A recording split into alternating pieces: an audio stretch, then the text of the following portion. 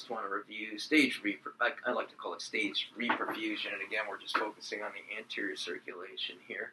I know you just reviewed the guidelines, so it's kind of perfect timing, so we won't talk too much about the individual trials.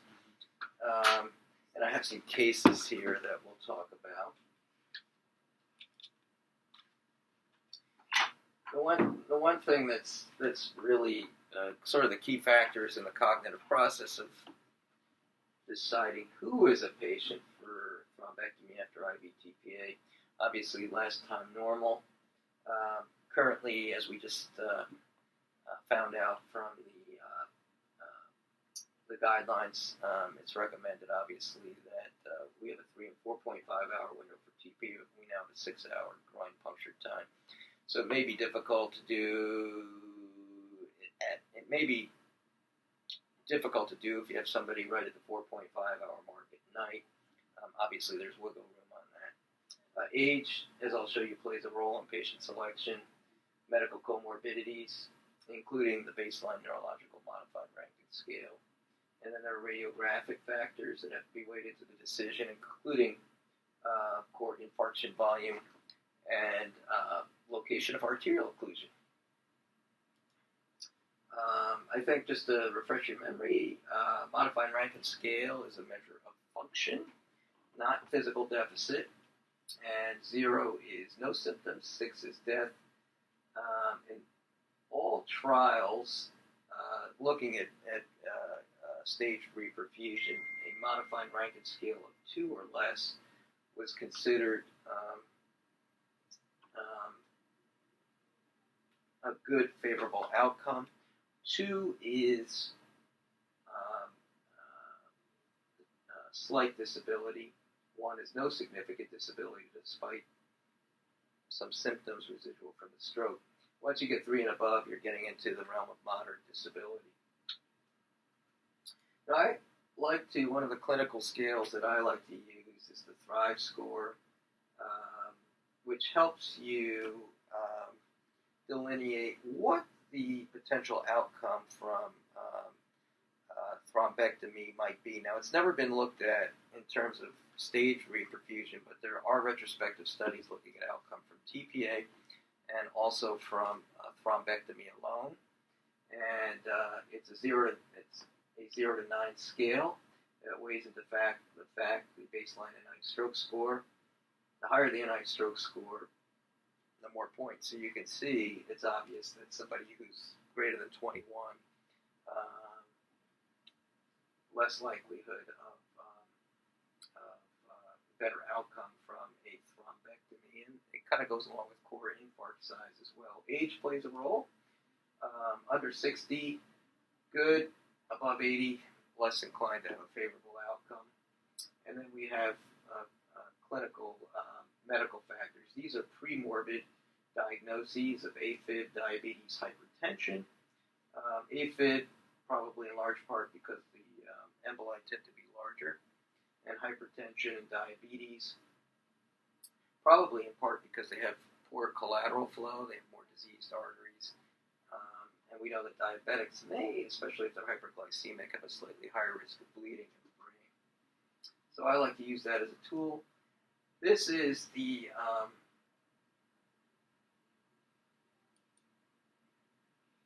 publication from last year looking at how the Thrive score predicts outcome in patients treated with a solitaire device in the SWIFT and STAR trials. The trials were kind of a device trial. I think in the SWIFT trial, there was some patients who got Mercy, some who got solitaire, and the STAR trial was primarily solitaire. And you can see that the increasing Thrive score strongly predicts a decreasing chance of good outcome, with a Thrive score of 0 to 2, predicting a pretty good outcome. And this is just thrombectomy alone, whereas it's moderate with a 3 to 5, and once you get to 6 to 9, there are patients that improve, but you can see the likelihood of a good outcome diminishes. Now, death also, you can see that Thrive does predict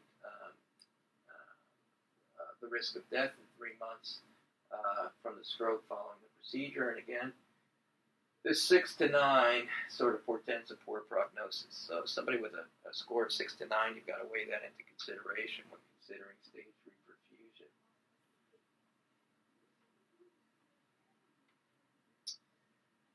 Core infarct volume can be measured by DWI and also the aspect score. DWI, once we see DWI on an MRI, it's important to understand that it's usually not reversible. It's dead tissue already. The Diffuse 2 trial was a trial that looked at thrombectomy in patients with stroke, and I think all patients underwent an MRI prior to the procedure, and early DWI reversal occurred in about 1/3 of patients after endovascular therapy. However, it was often transient, and it wasn't associated with a significant volume of tissue salvage or favorable clinical outcome. The median volume of permanent reversal at 5 days was 3 milliliters, which is small, and only 3% of patients had a final infarct volume that was smaller than their baseline DWI. So what this says is that you may see small changes in DWI after an endovascular procedure in a minority of patients, but it doesn't influence clinical outcome. So on that acute MRI that you do, that DWI volume is probably irreversible. Why do patients get better then? Some patients get better. Well, it's probably that zone around the DWI. If there's a penumbra, there's tissue that's oligemic, being perfused in a reduced fashion, but the neurons and axons are still alive. But if persistent oligemia goes on, they'll die. So you understand that concept. DWI probably is not reversible in most patients. The goal of stage reperfusion therapy is not to eliminate that bright white spot of DWI. It's probably to protect the tissue around it. The other interesting thing, too, from a volumetric assessment, I mentioned that volume does play a role in predicting outcome for both TPA and thrombectomy. And previous studies have shown that infarct volume is associated with clinical outcome. And not surprisingly, larger DWI volumes are associated with poor outcomes. And that kind of correlates with your Thrive score, with the United Stroke score. The higher you go, the more points you get. A final infarct volume of 90 cc's has been shown to be a highly specific cutoff value for identifying patients with poor outcome. And this is the data from the Mass General experience, whereby the bar graphs depict outcome. On the bottom here we have infarct volume in cc's, and the percent of patients. These are the number of patients who had the core infarct volume here. These are patients that underwent thrombectomy. There were some that underwent staged reperfusion. But you can see that nobody had a favorable outcome, an MRS of 0 to 2, if their infarct volume was above 120 cc's, and only a small minority, 33%, had a favorable outcome if their core infarct volume was between 91 and 120 cc's. So that patient that we see in the emergency room with a core infarct volume of 150, 200, the horse is already out of the barn. Now, they subdivided this into patients under 80 years because we know age plays a role. You can see there's a little bit of a shift. 42% of patients with an infarct volume of 91 to 120 had a favorable outcome. 80% of those with 0 to 30 versus 68. But again, nobody in this range had a good outcome. So notice that your best outcome is in those with 0 to 30. Although you're probably not going to go after anything if somebody's 0, but you will have patients 25, 30 with an M2 occlusion or distal M1 occlusion. Those are probably the ones that have the best outcome. The aspect score, I think you're familiar with, so we could probably skip over that, right? You're familiar with that now.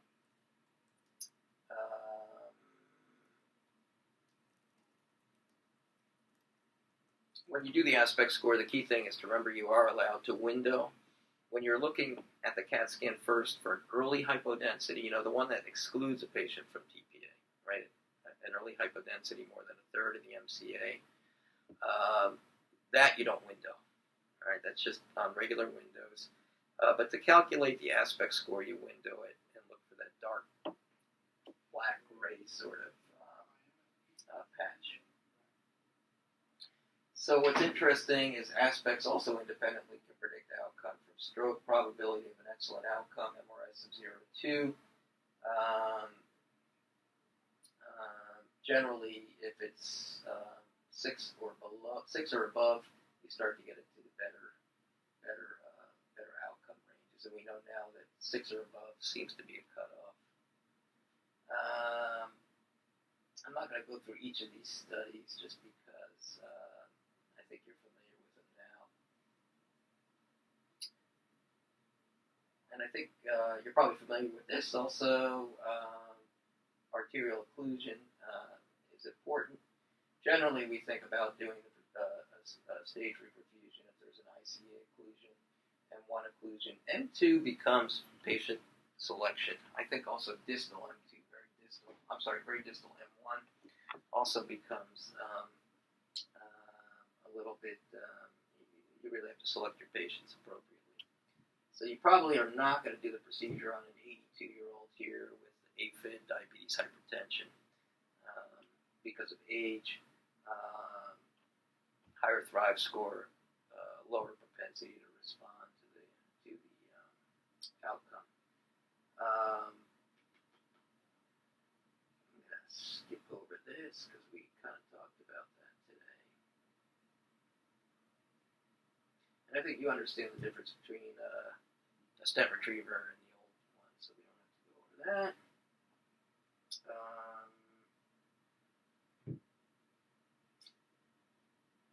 I put this slide in just to remind me that there are special circumstances when you have a patient with a large MCA. This is dead tissue. This is probably 200 cc's. Previously, we were enrolling patients in the GAMES trial. Just to let you know the status of that, they are doing an analysis now. The study's on hold. They're analyzing the data. And we are supposed to know August 1st. The analysis, remember this was a phase 2 study. Phase 2 studies are primarily designed to look at safety, with outcome being a secondary analysis. If it appears that it's safe and there is a trend towards better outcome, they will likely move to a phase 3 study. This is important. This is an important area because these are patients that don't respond to bridging therapy. And remember that patients could get into the GAMES trial with or without IVTPA. So it'll be real interesting to hear if we can move into a phase 3 because this is a segment of patients with middle cerebral artery infarction where currently we have nothing really to offer them.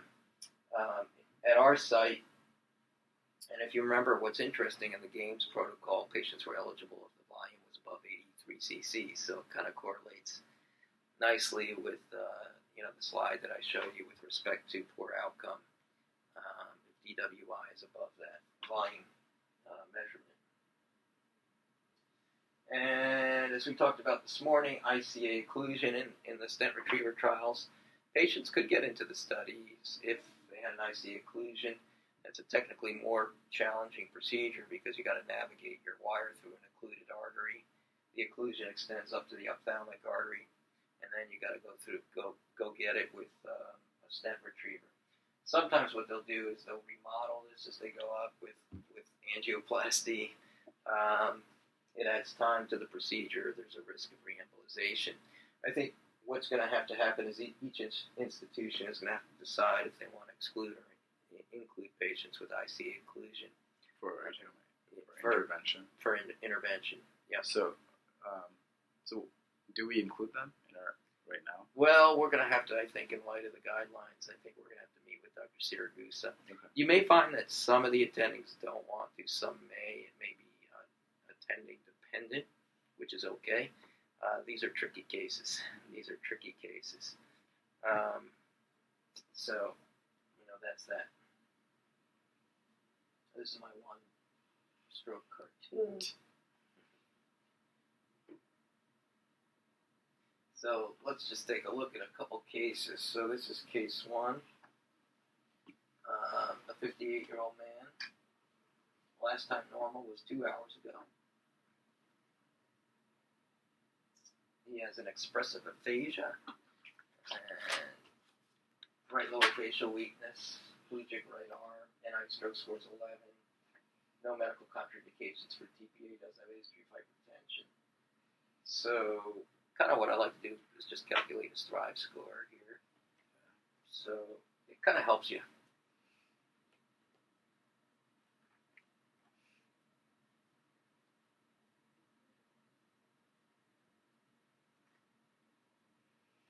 So his Thrive score is going to be NIH is 11. That's 2, 58, 0. Hypertension. His Thrive score is 3. Okay. So he's in that mid-range. Right. If you look on the back here on the card, we have a chart there, and he's sort of in that mid-range. Right. He's not 6 to 9. I get a little more worried if they're 6 to 9. So let's take a look at his. Let's take a look at his MRI. I guess I gotta end it. I can't memorize.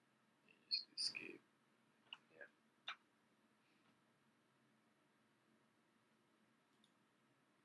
So here's his baseline CAT scan.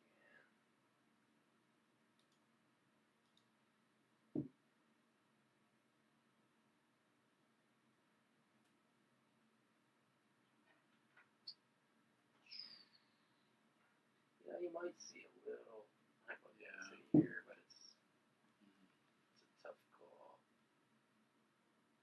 And when you do the aspect score, you just window it. But it looks kind of symmetric. I mean, if you gave him a point here, I wouldn't argue. And let's look at his MRI.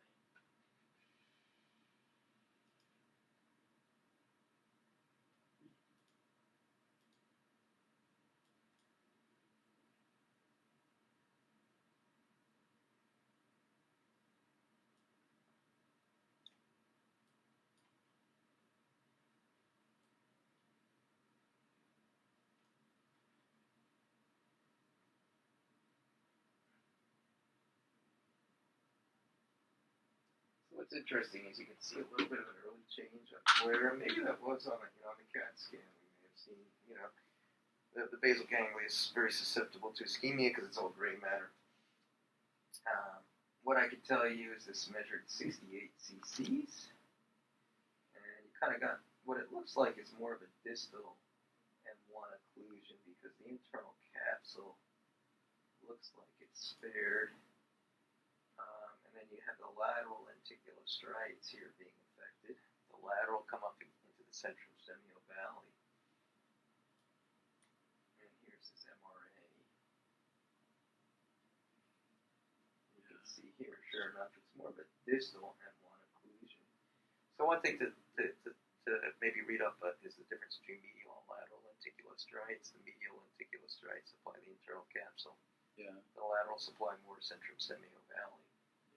It's AC and MC distribution too, right? The lateral is MC and the medial is AC. Well, no, medial lenticular striates are off the medial part, the proximal part of the M1, and the internal capsule. So you have the medial. The AC is lateral. I know what the AC is Huebner's arteries. You don't talk about lenticular striates with the AC. Yeah, I know it's Huebner's too, but yeah. It's lateral. So what do you think? What would you tell the team on this guy? Dominant hemisphere, 68 cc's, young guy, but more distal M1. Yeah, I mean, I would encourage him to do endovascular treatment. Okay. Just because he's got, he's a young guy, he's got expressive aphasia, and meets the criteria pretty much. Okay, I agree. Okay, and let's look at Same MRI, but we got an 83-year-old man, last time normal 2 hours ago. Expressive aphasia, right lower facial weakness, and a plegic arm, NIH is 11. No medical contraindications for TPA, but he has hypertension, AFib, diabetes. Yeah, so it's, And it's a distal M1. Distal M1. yeah, so his Thrive score is going to be higher. In this Yep. case, it'd be 2 plus 3, 4, 5. NIH is 6, 7. Right. So yeah, it'd be 7. So Right. you know the trial showed that there was a poor outcome, a worsening of the outcome with a higher Thrive score. So be probably a little bit more reluctant to pursue it. Right. And it's not a proximal M1 or a carotid. I mean, Yeah. you could say if it's the top of the carotid, maybe, but it's kind of distal M1. So you see, this is one where you gotta. This one, there's no right or wrong. You're kind of on the fence. You kind of got to weigh: was he functional before? Did he have a bad heart? I don't think it's wrong to hold off in this case. Okay. All right. I don't think it's wrong not to call in the interventionist on this case. All right. Okay. Case 3 is a 58-year-old man, last time normal 2 hours ago.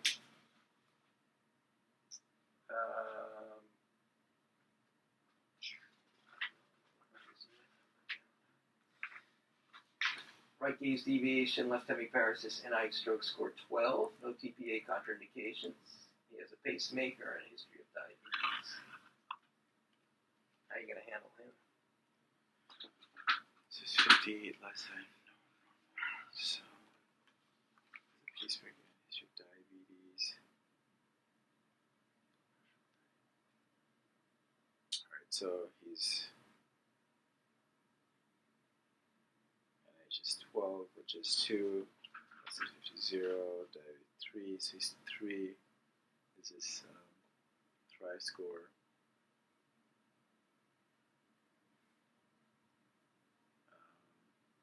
Where's the lesion?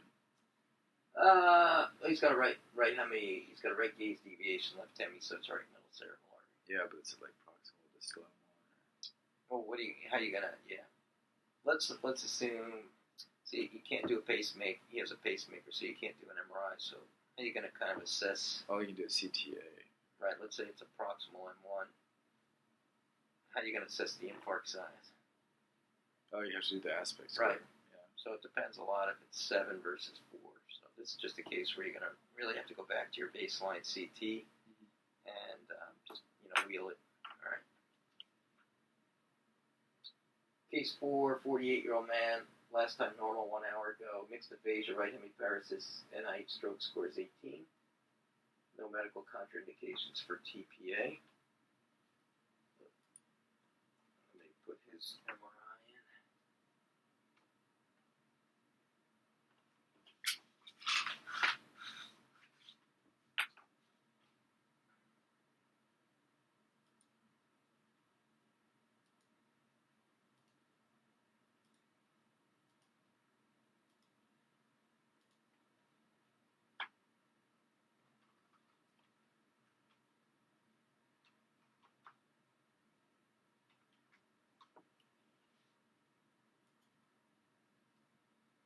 So here's his head CT.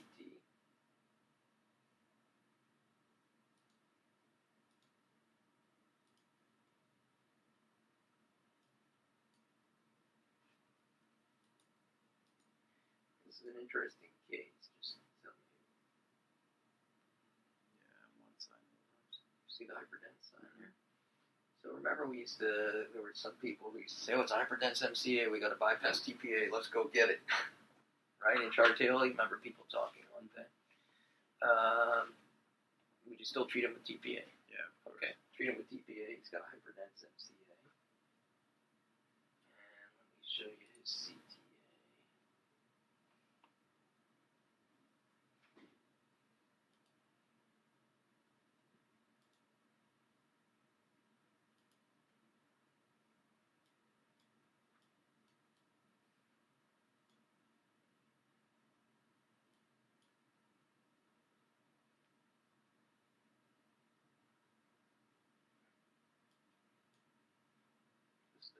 reconstruction, but you can see he's probably got, it's tough to see here.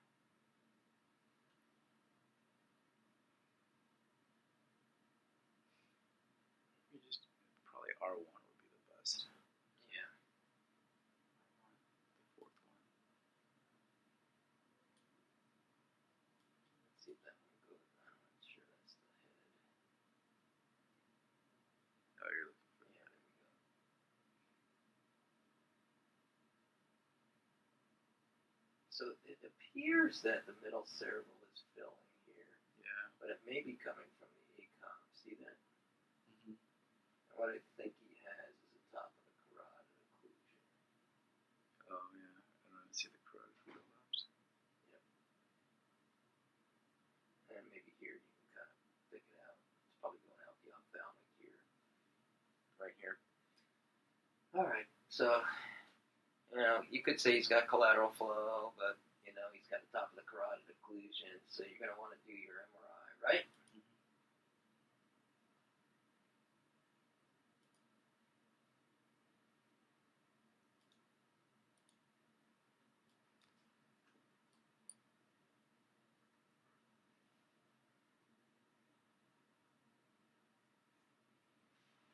What do you think? Volume is 214. Yeah. Probably stay away from that Yeah. intervention. Yep. Probably games trial candidate. It's so hard when you're down in the ER, and you have these patients. You have the, I just want you to know there's going to be pressure on you to do it. All right, hyperdense MCA, 48-year-old.